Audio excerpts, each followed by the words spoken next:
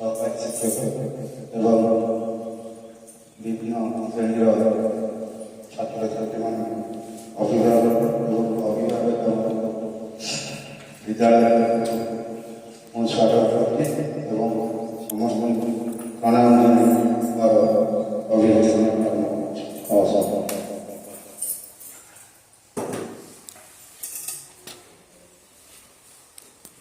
ଯାହା ଆଜି ମୁଁ ବହୁତ ଖୁସି ଆମ ବିଦ୍ୟାଳୟର ଦ୍ୱିତୀୟ ବୈଠକ ପଦେ ଯେତିକି ମିଟିଂ ହେଲାଣି ଆଜି ହାଇସ୍କୁଲ ଉପସ୍ଥିତ ଅଛି। ମୁଁ ଖୁସି କାହିଁକି ହେଲି ଗତ ଏତିକି ନଥିଲା ହଁ ନଥିଲେ 29 ନଥିଲେ ବିଗତ ଥର ଥିଲେ ଯେ ଇଆଡ଼େ କମ୍ କାହିଁକି ମୁଁ ପିଲାମାନଙ୍କୁ କହିଦେଲି ଶୁକ୍ରବାର ଦିନ କହିଲି ବାପା ମାଆଙ୍କୁ କହିବ ବର୍ଷକୁ ଆମର 4ଟା ମିଟିଂ ଆମେ 4 ଦିନ 4 ଘଣ୍ଟା ସମୟ ଦେବା ବର୍ଷକୁ ଆଉ ବେଶୀ ଦରକାର ନାହିଁ।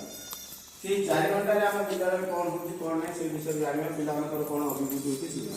ଆଉ ଯାହାର ଗାର୍ଡ଼ିଆନ୍ ନ ଆଇବ ମୁଁ ପ୍ରେଜେଣ୍ଟ ଦେଖିବି ଯାହାର ଆଇନାହାନ୍ତି ତାର ତ ପିଲାଙ୍କର ଯଦି ଗାର୍ଡ଼ିଆନ୍ ନ ଆଇଲେ ତମେ କହିବୁ ମୁଁ ଆଉ ବୁଝିବି ତମେ ତ ଘଣ୍ଟାଟା ଆମ ପାଇଁ ସମୟ ଦେଉନ ଆମ କଥା ବୁଝୁନ ଆମେ କ'ଣ ପାଇଁ ବିଦ୍ୟାଳୟ ଯିବୁ କହିବ ବୋଲି କହିବୁ।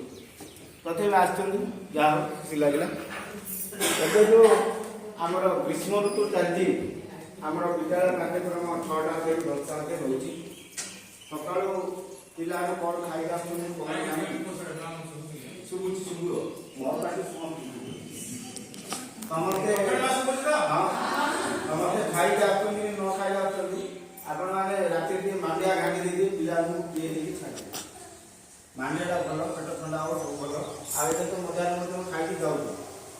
ଆଉ ଛୁଟି ହେଲା ପରେ 10ଟା ଦିନ ଆମର ଛୁଟି ହେଉଛି ପିଲା 5 ମିନିଟ୍ 10 ମିନିଟ୍ ପରେ ପହଞ୍ଚିଲେ ନାହିଁ ଆପଣ ପିଲାକୁ ତାଗିଦ କରିବେ କାହିଁକି ଏଇଟା ଖରାଦିନ ଏଇ ଅଂଶୁଘାତର ଶିକାର ହେବାର ଇଏ ରହିଛି। ପିଲା ସେଇଟା ସଫିସିଏଣ୍ଟ ପାଣି ପିଉଛି ତଥାପି ଆପଣ ମାନେ ଗୋଟେ ବୋତଲ ଦେଇଦେଲେ ସେ ବୋତଲରେ ପାଣି ପୁରେଇ ଗ୍ଲାସ୍ ଦେବେ ନହେଲେ 5 ମିନିଟ୍ ଥରେ ମୁଁ ହିଁ ପାଣି ପିଇବି ଏମିତି ଚାଲିବ। ଆଉ ପାଠ ପଢ଼ିବ ମୁଁ ପାଠ ପଢ଼ିଗଲା ଖାଲି